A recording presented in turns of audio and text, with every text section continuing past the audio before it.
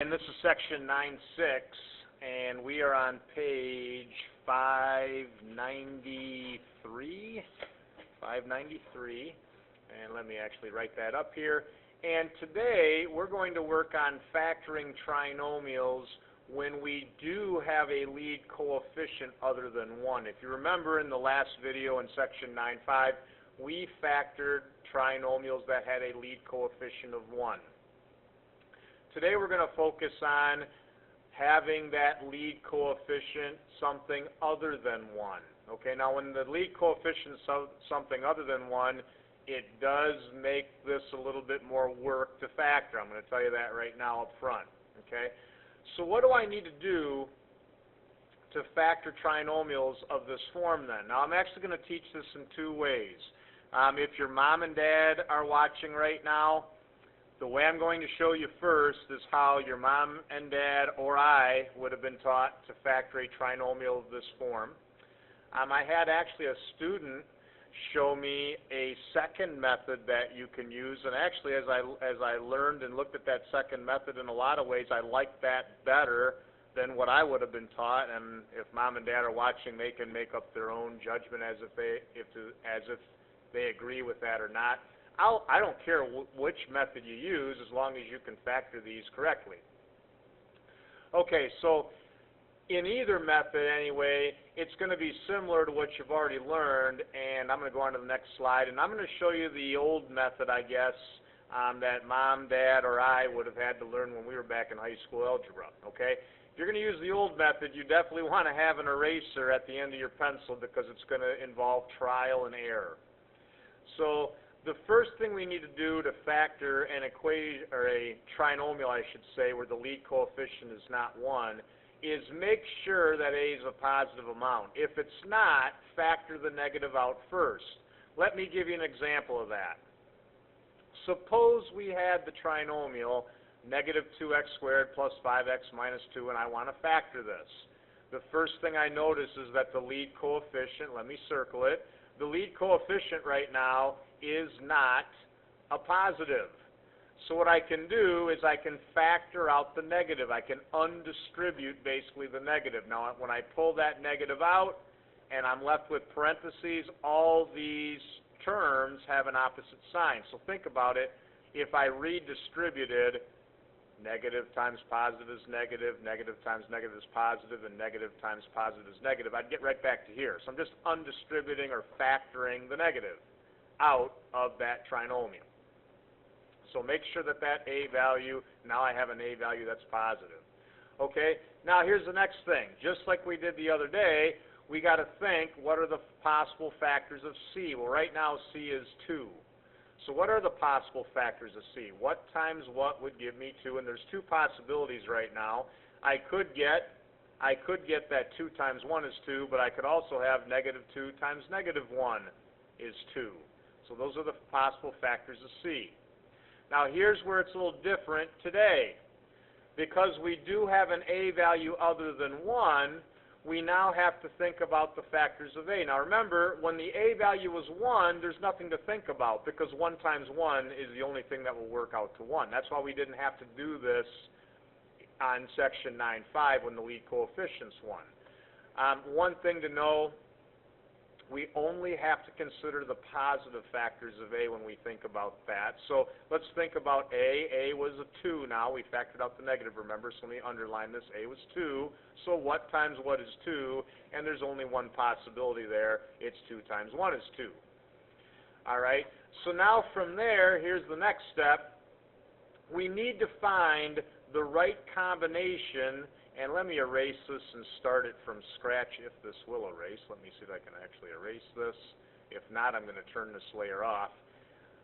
We need to find the right combination of the last two steps to get a middle term of negative 5x. All right? This means that the outside and inside products have to have a sum equaling negative 5x. So let's actually do that. Let me turn this layer off and actually work that with you and show you what I'm talking about. Okay, so here's what I need to do. I know the possibilities for my factors of 2, remember, were negative 1 and negative 2, or 1 and 2. And I know the factors here were 1 and 2. So this is where the eraser part comes in.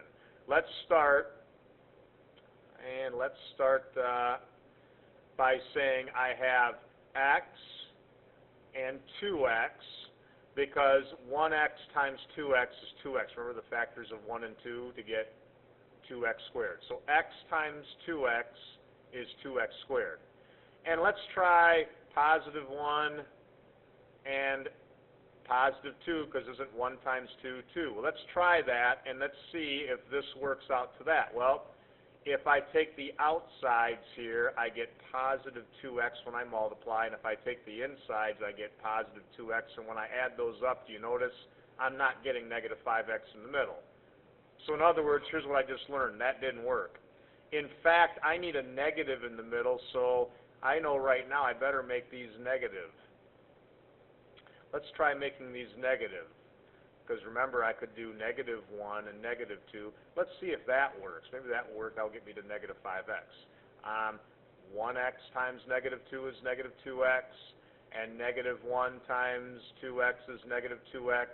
And when I add those together, am I getting negative 5x? And you're probably coming up with, nope, okay? So that didn't work. So then, if that doesn't work, I got to switch stuff around until I get a pattern that will work. So let's take the negative 2 and negative 1 and switch it around. I'll put a negative 2 here and a negative 1 here. And let's try and see if that works. Well, when I take the outsides now and multiply, I get negative 1x. And when I take the insides and I multiply those, I get negative 4x. I just found it. Do you see how negative 1x plus negative 4x is negative 5x? This has to be the correct factorization for that problem. Let me quickly show you that this is absolutely correct. When I double distribute, I'll get right back to here. When I say here, I'll get right back to the statement. So x times 2x is 2x squared. X times negative 1 is negative 1x. Negative 2 times 2x is negative 4x. And negative 2 times negative 1 is positive 2.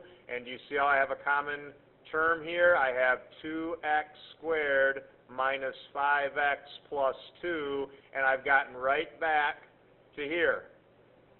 I just found the combination. So the final correct answer, I haven't wrote the final correct answer. Remember, I factored out a negative. The final answer, factored, would be to have that negative sign in front with x minus 2, 2x minus 1. Okay? That's how Mom and Dad and I would have been taught to do this. So you got to be good at mental math to do it, and it's going to cause you to have to figure out different combinations. You'll see that displayed in the book on page 593, like an example 2. You can see they're going through all the different possible factorizations. It's basically a trial and error method. All right? There is another method that you can use that I'm going to show you right now. Now, Mom and Dad, if you're watching, I'm going to be very honest with you. I just learned this method last year myself. It was from a student, and I'm like, where in the heck did you learn this from? And they told me they learned it from Sylvan Learning Center. And I had never seen it before, but amazingly it works, and it takes all the guesswork out of it, and that's why this is such a pain in the rear. You got to keep on guessing at the combinations until you can find the right one. If you're good at mental math, this is a great method. Let me redo this problem using the alternate method that I can show you. Okay? So the problem was, I got a phone call, just 1 second. Okay, so the problem again was we had negative 2x squared plus 5x minus 2. So let me write that down. And it's the first rule is the same. We must make sure that we do not have a negative lead coefficient. So let's factor it out. I'm factoring out that negative. Okay, now from here, very interesting. And I don't know who figured this out, but it actually works, okay?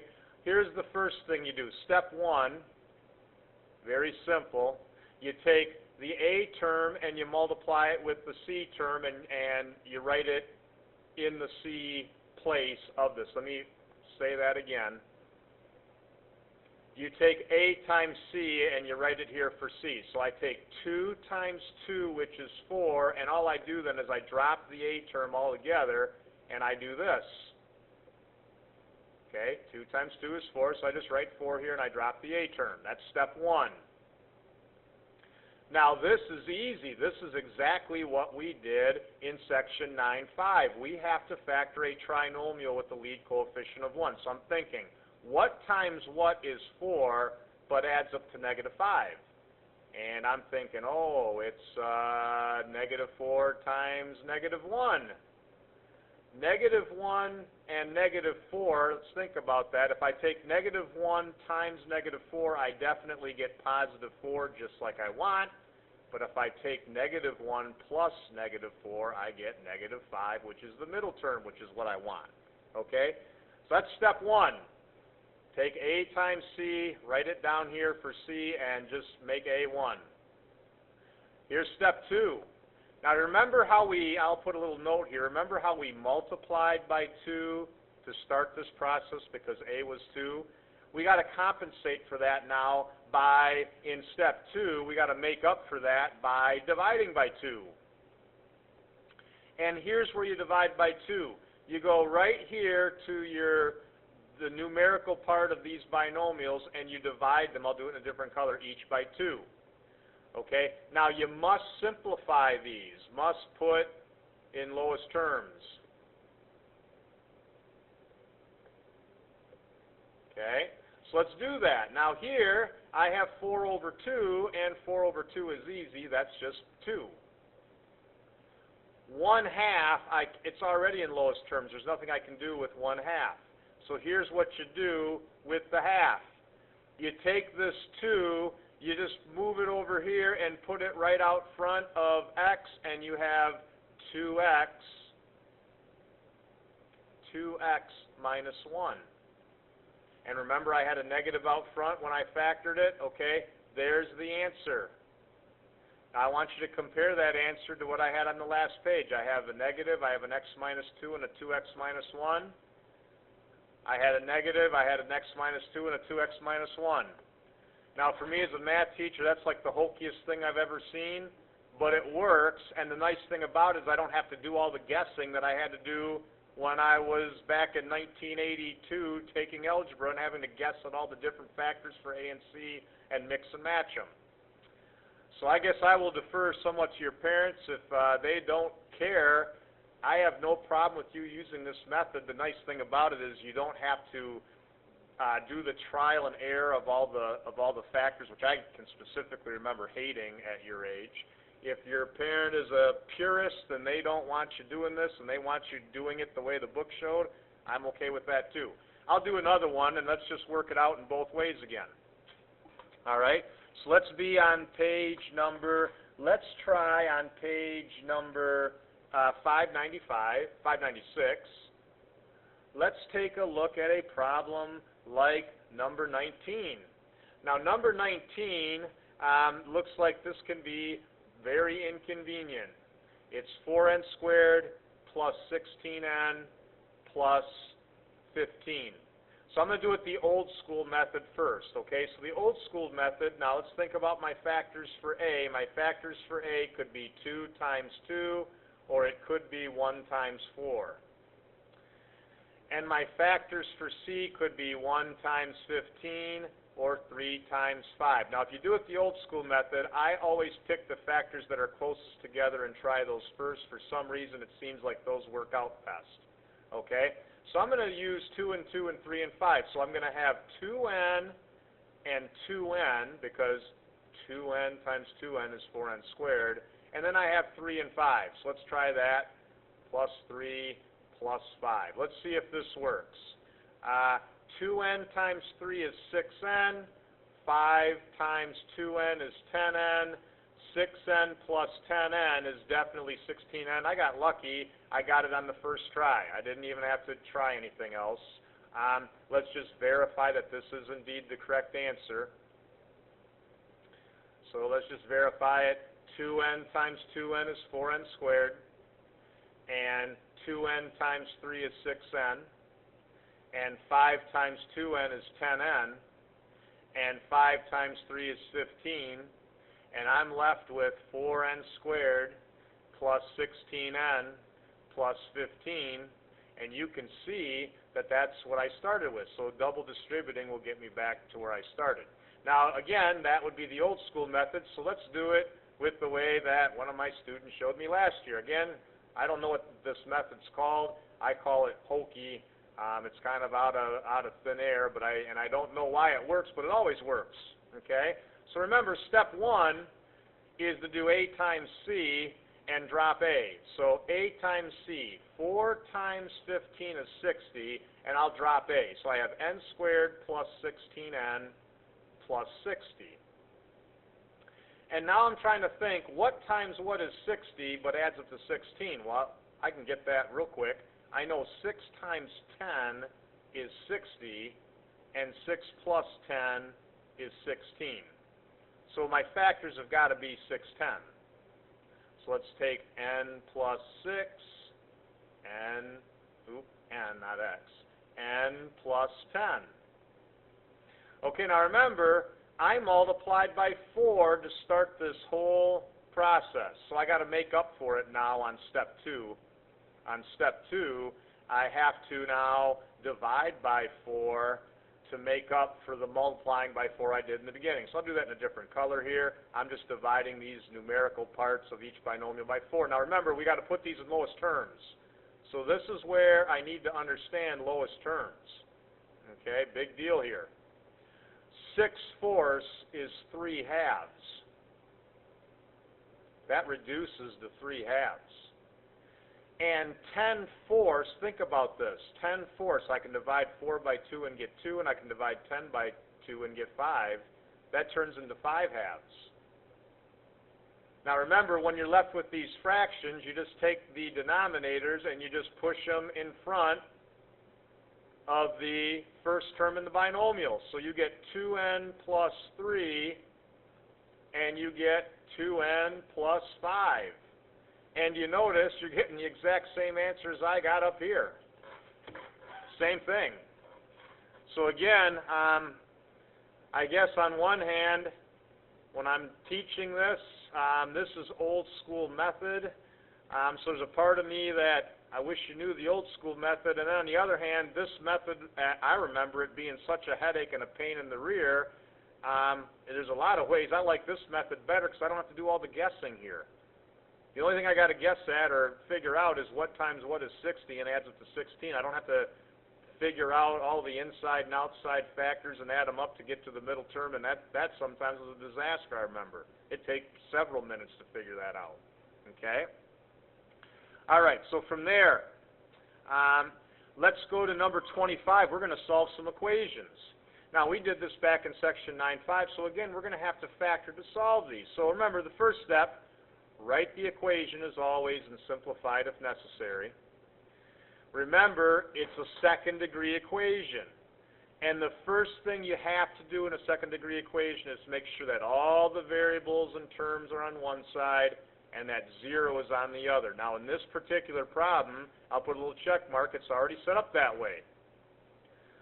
All right, this is a second degree equation, so I have to factor it. Now, you notice the A value is not 1. So I'm going to do a couple problems here. I'll do this one in the old method. So first of all, I got to think about what times what is 4, and then what times what is negative 3, and these have to add up to 11. So I know I have 2 times 2 and 1 times 4. And then negative 3 could be negative 1 times 3, or I could have 1 times negative 3. And now it's just a matter of me, and remember I always said take the closest ones together first, so I would be trying this first. Got to write it down properly. Okay, and let's try negative 1, 3. So let's see if that works. I know that here 2s times 3 is 6s, negative 1 times 2s is negative 2s. Those do not add up to 11s, so I know those can't be correct. So it's time to get my eraser out. This is where the pain comes in. I got to erase, and I got to start all over. Okay, that didn't work. And if I try negative 1 and 3, Didn't work. If I try 1 and negative 3 real quick, let's try that out.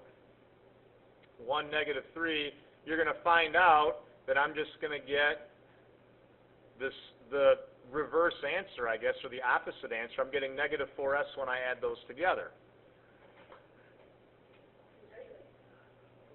Okay, so the 2 factors for A aren't working, so now what I have to do, and this is, again, what we were saying your parents and I had to do back in the 80s, we had to try a different set of factors. So now I'm going to go ahead, and since the 2, so 2s and 2s isn't working, I'm now going to try 1s and 4s and see if that will work. So I'm doing 1s and 4s, and now I got to go back and just try these again. So let's go ahead and take those outside and inside factors and try. S times negative 3, that's going to be negative 3s, and 1 times 4s is 4s. Let's try adding those up and see if we get to 11s, and you're noticing negative 3s and 4s is not adding up to 11s, so that's not working. So since that's not working, again, this is where the eraser comes in handy. We're just going to have to change these around until we find something that does work. I'll try positive, let me get that in black for you. Positive 1 instead of red, and negative 3. And so let's try this. S times 1 is 1s, and negative 3 times 4s is negative 12s. And now now I'm getting warm because you see how 1s plus negative 12s is negative 11s. I need positive 11s. So now I know I'm real close. All I need to do is switch the signs around, and I'll have it. So s plus 3, 4s minus 1. I've switched the signs. Now watch what happens when I double distribute this. There's my 4s squared. There's my minus 1s. There's my plus 12s. And there's my minus 3. And you see how I'm getting 4s squared plus 11s minus 3, just like it was to start our equation. Okay, so again, that would be old school factoring. Now, since we got that done, we need to actually solve the equation. So remember, we have 2 binomials being multiplied together, and if 2 things are being multiplied together and equal 0, one of these things have to be 0. So all we need to do now is actually solve with each one of those being 0. So let's go ahead and do that. We have 4s minus 1 is 0, or s plus 3 is 0. Well, those are 2 real simple equations. Just again here, we can just add 1 to each side, and then we'll divide by 4, and you'll see how we're getting a quarter there. And over here, we just got to simply subtract 3, and you're seeing how we're getting s equals negative 3. And then, of course, as always, we want to check that when you're done. All right. Let's do one more like that. Here's another example of that happening. So if you go to number 31 on page 597, first step here, we want to solve this equation. Well, we're going to have to distribute first. And so when I'm distributing this, I'm getting 3p squared plus 14p equals 5. Now remember, when you have a second degree equation, we got to get all the terms on one side and 0 on the other. So I'm going to take away 5 from each side. And now we're set up just the way we were on that prior equation. We have a second degree equation, and we want to solve this. So now let's go ahead and factor this by using the second method I showed you. And let's do that right now. I got to take a times c, which is going to give you negative 15. So let's do that. Write that out. And then I'm trying to figure out what times what is negative 15 but adds it to 14. Well, that's not too hard, I don't think. We have, what about 15 times negative 1? Isn't 15 times negative 1 negative 15, but 15 plus negative 1 is 14. And then we can factor that. So that's my factor. So I have p plus 15, and I have p minus 1. And then all I need to do, remember, since we multiplied by 3, we got to quickly divide by 3, and we have to simplify each of these. I have p plus 5, and I can't simplify that, so just tuck the 3 in front. And then from here, all I need to do, now that's the correct factorization, all I need to do is solve. I know that one of these have to equal 0, so p plus 5 would equal 0, or 3p minus 1 and we just have to solve that. P would be negative 5, or P would be a third, and then we should check it. And to finish up the video here, we want to go over one more thing, and this is something we also did in section 9.5. Remember, to find the zero of the function, or when they ask you to, and you'll notice in the bookwork, they will ask you to do that on, let me highlight here, on page number 597, you're going to see in questions number 42 through 47, they're going to ask you to find the zero of the function. The zero of the function means what can you plug in for x to make the function, to make f of x equal 0. Please do not substitute 0 in for x. You'll get every one of them wrong. You got to replace f of x, which is y, with 0. So again, a problem like 43, we'd start off and we would replace f of x with 0. Remember, we never want a lead coefficient. In this case, that's a negative, so we're going to factor out the negative. And you notice this is actually one of the easy problems that we would have done in section 9.5, where the lead coefficient's 1. So what times what's 35, but adds it to negative 12, and I'm thinking in my head, well, negative 7 times negative 5 is 35, and negative 7 plus negative 5 is negative 12. So there are my factors. And now remember, this binomial times this binomial must equal 0. Well, if two things multiply together give you 0, then that immediately means one of those two things must be 0. So I can just quickly solve those two little equations, and I'm finding out that x would be 7 or x would equal 5. I think this video's been not long enough. I've had to pause it a couple times. Today was the day that TV5 came over and did the interview. I guess I could ask that on my audit tomorrow. So TV5 came and did an interview today on flipped instruction, which is you watching a video at home and actually doing the work in class. So that might be something I might mention on my video audit tomorrow. All right?